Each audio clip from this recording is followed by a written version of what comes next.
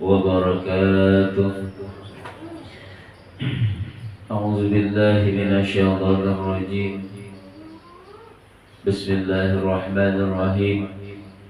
الحمد لله رب العالمين، والصلاة والسلام على أشرف الأنبياء والمرسلين سيدنا ومولانا محمد وعلى آله وصحبه أجمعين. أشهد أن لا إله إلا الله وحده لا شريك له الملك الحق المبين، وأشهد أن محمدا عبده ورسوله رحمة للعالمين. ألا إن أولياء الله لا خوف عليهم ولا هم يحزنون الذين آمنوا وكانوا يتقون لهم البشرى في الحياة الدنيا وفي الآخرة لا تبدي كلمة الله ذلك هو الفوز العظيم. وقال النبي صلى الله عليه وسلم من أحيا سنتي فقد أحبني ومن أحبني كان معي في الجنة. قالوا سبحانك لا علم لنا إلا ما علمتنا إنك أنت العليم الحكيم وتب علينا إنك أنت التواب الرحيم. ولا حول ولا قوة إلا بالله العلي العظيم. ولا حول ولا قوة إلا بالله العلي العظيم. ولا حول ولا قوة إلا بالله العلي العظيم.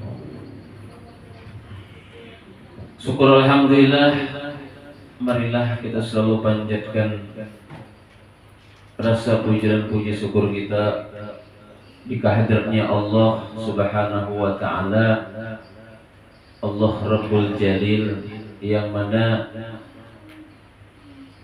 dengan karunia rahmat, taufik dan hidayahnya pada malam hari ini kita semua masih diberikan kesehatan, dapat berkumpul berhadir bersama-sama di majelis yang penuh mubarak ini. Tiada lain adalah senantiasa melaksanakan segala amal ibadah kepada Allah Subhanahu wa taala dan Rasul. Salawat dan salam juga selalu tercurahkan syafaat beliau kepada kita, salam dan salawat kita kepada baginda Rasul sallallahu alaihi wasallam. Semoga salam dan salawat kita tercurahkan syafaat beliau kepada kita semua, baik di dunia ini terlebih di yaumil qiyamah nanti. Bapak Ibu para jamaah ikhwanul ma'rifatullah wa ma'rifatul Rasul, guru mursyid atau yang disebut dengan pembimbing rohani itu ada dua perkara. Jadi seorang guru yang mursyid, yang dimana Allah Subhanahu wa taala mengangkat beliau di muka bumi ini, itu ada dua macam. Ada dua macam. Yang pertama, Bapak Ibu, guru mursyid itu ada yang diangkat oleh Allah Subhanahu wa taala dengan keluasan ilmunya dan kedalaman ilmunya, keluasan pengetahuannya dan dalam ilmunya. Artinya luas ilmu zahirnya, luas ilmu syariatnya, dalam ilmu hakikat. Ini yang pertama. Maka ini Bapak Ibu disebutlah ia seorang mursyid yang dikatakan aliman. Seorang mursyid yang aliman. Artinya bukan sekedar alim di bidang syariat, tetapi juga alim di bidang hakikat. Jadi luas ilmu syariatnya, luas ilmu zahirnya, dalam juga ilmu batinnya. Maka ini dikatakan ulama yang mursid, guru yang mursid, aliman. Ini satu. Ya mungkin kita ambil contoh lah di Kalimantan khususiyah seperti Datuk Maulana Syekh Muhammad Arsyad Al-Banjari atau yang sekarang ini yaitu Abah Guru Sekumpul. Nah itu contoh guru yang mursid aliman. Jadi luas ilmu lahirnya, luas ilmu zahirnya, luas ilmu syariatnya, dalam ilmu hakikatnya. Ini adalah mursid aliman.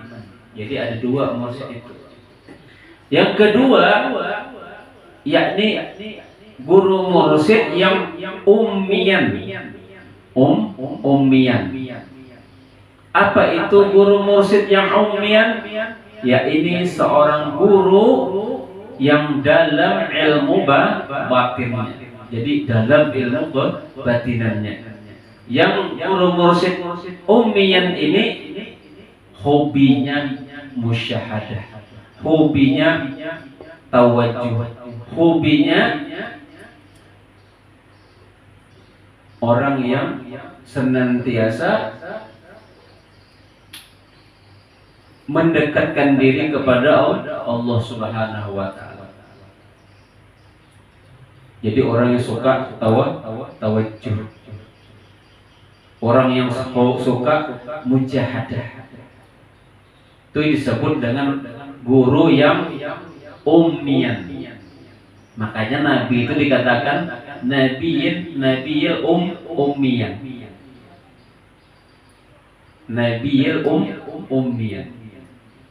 Artinya mursyid yang seperti ini tidak belajar di formal, tidak belajar di pendidikan formal seperti di pondok pesantren, tidak.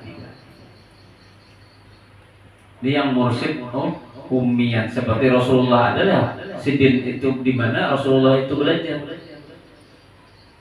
Kadang Rasulullah itu belajar di pondok ini, kadang di zaman dulu tuh, di zaman Rasulullah itu kadang pondok pesantren. Nah langkah inilah yang diikutin, yang dikatakan guru yang mursyid ummiyan. Contohnya lagi siapa? Seperti Datuk Sanggul, seperti Al-Mukarram. Banyak lagi ulama-ulama di mana di zaman dahulu seperti siapa? Seperti gurunya Imam Al-Ghazali rahimahullah. Imam Muhammad Al-Ghazali. Imam Ghazali itu bin Muhammad. Nah guru sidin itu, mursyid sidin siapa? Orangnya biasa bisa aja tukang sol sandal di pasar, tukang jahit sandal. Itu guru mursyid Imam Al-Ghazali. Sebelum sidin itu Imam Al-Ghazali itu punya guru mursyid. Sidin itu sudah punya guru zahir banyak, guru syariat banyak. Sidin itu sampai sidin menjadi alim, luas ilmu zahirnya, banyak mengarang kitab. Itu Imam Al-Ghazali. Sebelum sidin menjadi ulama yang aliman, sidin sudah alim terdahulu. Banyak bapak ibu sanggup menulis kitab, mengarang kitab. Tapi pada suatu ketika sidin ini jadi imam, di belakang ini adiknya jadi makmum di sholat berjamaahnya. Jadi suatu ketika Imam Ghazali itu jadi imam sholat berjamaah. Nah kebujuran di belakangnya ini makmumnya adik sidin. Lalu bapak ibu ketika Imam Al-Ghazali mengangkat takbiratul ihram, Allahu Akbar, Imam Ghazali sudah alim bapak ibu. Luas ilmu zahirnya, luas ilmu syariatnya sudah banyak, sudah mengarang kitab, alim. sangat alim ketika itu. Ketika Imam Al-Ghazali jadi imam, maka takbiratul ihram, tiba-tiba adik sidin yang jadi makmum di belakang ini, adik sidin yang jadi makmum di belakang ini melihat bahwasanya tubuh badannya Imam Al-Ghazali ini Bapak Ibu berlumuran darah. Ini orang yang ahli kasab. Padahal adiknya ini Bapak Ibu bukan orang yang ahli, bukan orang yang luas ilmu syariatnya, bukan orang biasa. Tapi diberikan oleh Allah Subhanahu Wa Taala ilmu kasyaf, diberikan kelebihan. Dilihat tubuhnya Imam Al-Ghazali ini berlumuran darah. Lalu sidin berhenti, jadi makmum. Ibaratnya tuh mundur aja kita, ampih jadi makmum keluar. Lalu ketika Imam Al-Ghazali menyelesaikan sholatnya, dia bertanya kepada adiknya, wahai adinda, kenapa engkau berhenti menjadi makmumku? Kenapa engkau tidak selesaikan menjadi makmumku? Wahai kekanda Imam Al-Ghazali, kata adiknya tadi, ketahuilah ketika kakanda jadi imam tadi, aku melihat tubuh kakanda itu berlumuran darah. Kaget Imam Al-Ghazali ini, ada orang alim nih. Kaget. Ternyata apa? Ternyata Imam Al-Ghazali ketika jadi imam kada bisa khusyuk Bapak Ibu. Kada ilmu batin kada khusyuk. Salatnya tidak bisa khusyuk. Ketika itu Imam Al-Ghazali waktu jadi imam teringat lagi menulis kitab kitab fikih masalah haid. Kitab fikih masalah hukum haid. Ketika itu tabawan di waktu sholat, tak ingat di waktu sholat itu, maka dilihat adinda beliau, tubuh Imam Al-Ghazali berlumuran darah. Kan pada sudah alimannya, tapi ilmu batinnya kada gawa khusyuk. Sedangkan adiknya ini bukan aliman, orang biasa. Orang biasa, tapi sudah diberikan oleh Allah Subhanahu Wa Taala kelebihan karena ilmunya ilmu batin, dalam ilmu batin. Lalu kata Imam Al-Ghazali, wahai adinda, di mana engkau berguru? Di mana engkau belajar? Wahai kekanda, aku belajar uji sidin kada orang yang alim, orang biasa. Mungkin pian kalau bertamu guru ulun mungkin kada percaya. Hari biasanya seperti itu. Lalu berangkatlah Imam Al-Ghazali dengan adinda tersebut menemui gurunya di pasar. Ternyata Bapak Ibu guru sidin itu tukang sul sandal. Kan kada nampak. Disitulah Allah menyembunyikan orang-orang yang mulia. Tidak nampak kealimannya. Ini salah satu tanda Bapak Ibu guru yang mursyid, yang dalam ilmu batinnya yang dikatakan ummiyah. Makanya Al-Mukarram itu Bapak Ibu terkenal. Padahal sidin itu sultan auliya, rajanya, kutub masih di bawah, wali kutub ini masih di bawah.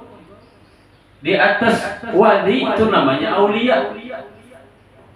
Di atas aulia namanya kutub. Di atas kutub namanya sultanul aulia. Nah, jadi Bapak Ibu kalau kita nih hidup kada berisi pegangan, kada berisi guru yang mursyid tadi, di antara yang dua tadi salah satunya kita pegang. Kalau kita kada berisi guru yang mursyid, sama kita punya kendaraan kada ada supirnya, itu sama tuh. Kita nih rajin ibadah, rajin sembahyang, belajar di buku misalkan nih, kada ada guru. Kita sholat ini belajar di buku, kada belajar lawan guru tentang sholat. ilmu sholat ada baca lawan guru yang mursyid tadi misalkan, maka sama halnya ilmu yang kita pelajari itu artinya kita berisi ilmu, kita berisi kendaraan, tapi kada ada supirnya. Maka tujuan kita ini kepada Allah. Kalau ada orang yang dekat kepada Allah, yang membawa kita kayak apa kita nak sampai kepada Allah. Itulah pentingnya kita berpegang kepada guru yang ahli, guru yang mursyid, yang menyampaikan kita kepada Allah. Nah, jadi kita ini harus punya supir Bapak Ibu. Walaupun kita sudah punya kendaraan, misalkan nih, wah aku gak usah lagi ke guru, aku sudah ada berisi ilmu, warisan orang tuaku atau warisan kaiku. Tapi kada bermursyid, sama ya kita berisi paraku, kada ada yang mendayung, sama kita punya mobil, kada ada berisi supir. Kita sudah kada bisa menyupir karena ada ahli. Karena untuk menuju Allah itu Bapak Ibu harus ahli ilmu hakikat dan ilmu ma'rifat, baru bisa sampai ke tujuan kita nanti. Maka kita ini bukan ahlinya ilmu hakikat, kita bukan ahlinya ilmu ma'rifat, kita bukan ahlinya ilmu batin. Maka kita carilah orang yang ahli ilmu hakikat, ilmu batin, yakni guru yang mursyid. Maka kita berpeganglah kepada guru yang mursyid tadi. Ibarat kata tadi, kita ini punya mobil tapi tidak bisa menyupir, maka penting kita butuh supir yang ahli, yang bisa menyampaikan kita ke tujuan. Enggak ada supir kayak mana sampai tujuan, aku hendak ke sana ada supirnya, ada sampai tujuan. Nah itulah ibarat kata kita belajar mengamalkan ilmu tanpa guru yang mursyid. Walaupun kita ini ilmu ini dapatan, jangan banyak itu dapatan maksudnya mengambil di sini, kada ada gurunya yang menunjukkan jalan dan kada bisa sampai. Apalagi kita ini hidup di akhir zaman. Para sahabat aja berpingkot lawan Rasulullah, berpegang kepada Rasulullah. Para tabi'in berpegang kepada para sahabat. Kita siapa pegangan kita buku. Kayak apa buku hendak menyampaikan kepada Allah. Maka kita hidup di akhir zaman ini perlulah kita ada punya pegangan. Nabi pun menyampaikan, ujar Nabi, man ahabba, engkau nanti akan dikumpulkan dengan orang yang engkau cintai. Orang mahabbah artinya kita mencintai, cinta kepada seorang ulama ataupun seorang mursyid tadi. Maka kita akan bersama orang yang kita cintai. Jadi dua Bapak Ibu. Yang pertama guru yang aliman, luas ilmu zahirnya, dalam ilmu batinnya. Yang kedua tidak luas ilmu zahirnya tapi dalam ilmu batinnya.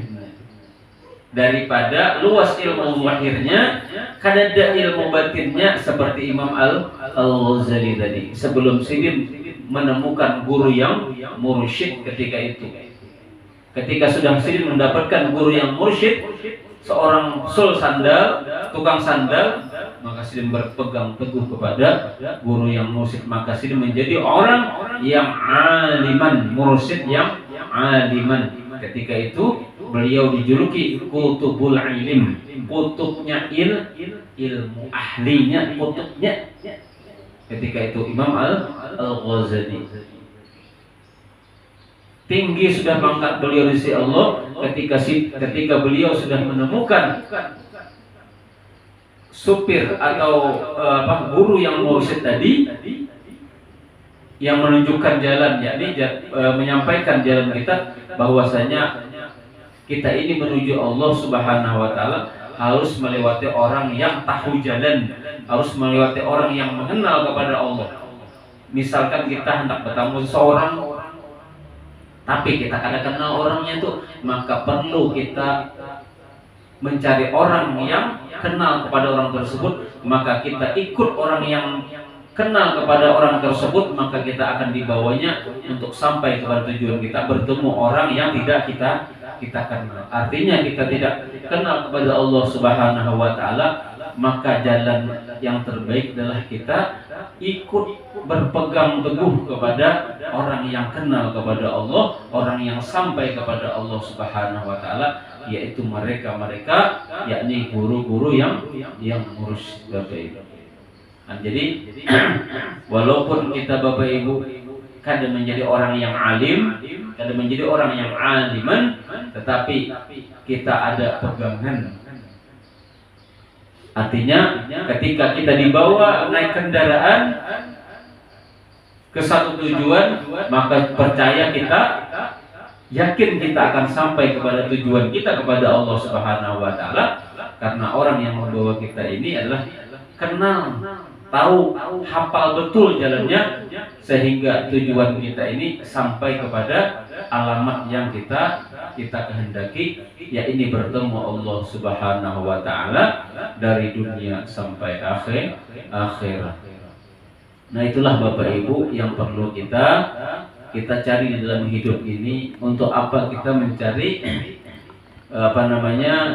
dunia berlebihan tapi tidak didasari dengan akhirat, maka hidup kita sia-sia. Kenapa? Karena kata Rasul Shallallahu Alaihi Wasallam, ketika kita meninggal dunia itu 3 perkara mengikuti kita. Adapun 3 perkara yang ikut lawan kita ketika kita meninggal dunia. Yang pertama ialah keluarga kita menghantarkan kita kepada kepada liang kubur. Yang kedua, harta kita yang menyertai kita saat diantar jenazah kita kemana? Ke liang kubur, misalkan payung, mobil, itu harta kita masih ikut Bapak Ibu. Keluarga, anak istri kita masih ngikutin sampai ke liang kubur. Tapi satu Bapak Ibu, yang 2 tadi ikut, yang ketiga ialah amal kebaikan kita. Nah, amal kebaikan ini dari yang 3 ini hanya 1 yang menyertai kita, yakni amal kebaikan. Sedangkan anak dan istri kita ada maunya masuk dalam liang kubur. Harta kita ada 4-nya dalam liang kubur. Hanya 1 lagi, yakni amal kebaikan kita. Artinya apa? Amal kebaikan kita ketika kita di dunia ini banyak mengerjakan amal ibadah, itulah nanti yang menjadi wujud yang menemani kita di alam kubur atau di alam barzah. Nanti segala amal itu berbentuk Bapak Ibu, berwujud sebagai wujud teman kita di alam kubur atau di alam barzah. Sedangkan anak dan istri kita ada maunya ikut, harta kita ada mau yang kita kejar di dunia ini ada maunya. Biar kayak apa? Cintanya bini kita lawan kita ada maunya 4. Yang mengumpati kita ini seperti ini, duduk di dalam majelis ilmu, paham gak ada paham, yang penting kita datang ikhlas semata-mata untuk beribadah kepada Allah Subhanahu wa taala dan berserta orang-orang yang dikasihi oleh Allah Subhanahu wa taala, menyenangkan orang-orang yang dicintai oleh Allah Subhanahu wa taala. Sama halnya kita menyenangkan hati Rasulullah SAW, menyenangkan hati kedua orang tua kita. Hanya sama halnya kita menyenangkan, menggembirakan Allah Subhanahu wa taala, karena tujuan Allah Subhanahu wa taala itu menciptakan, melahirkan kita ke muka bumi ini tiada lain adalah menjalankan segala ketaatan, kepatuhan kita atas segala yang diperintahkan oleh Allah Subhanahu wa taala, atas segala yang dilarang oleh Allah Subhanahu wa taala. Maka selamatlah kita untuk menuju alam berikutnya, yakni alam barzah, sehingga nanti kita dibangkitkan di padang mahsyar sampai kita dimasukkan ke dalam surganya Allah Subhanahu wa taala. Demikianlah Bapak Ibu apa yang dapat ulun sampaikan, mudah-mudahan bermanfaat bagi diri ulun, keluarga ulun, wabil khusus pada kita semua. Semoga kita senantiasa mendapat curahan rahmat daripada Allah Subhanahu wa taala, diberikan petunjuk oleh Allah Subhanahu wa taala, yaitu jalan yang diridhoinya, jalan yang lurus, jalan yang dirahmati oleh Allah Subhanahu wa taala, sehingga kita menjadi orang yang bahagia dunia wal akhirah. Amin ya rabbal alamin. Allahu yaqma'in. Wassalamualaikum warahmatullahi wabarakatuh. Al-Fatihah.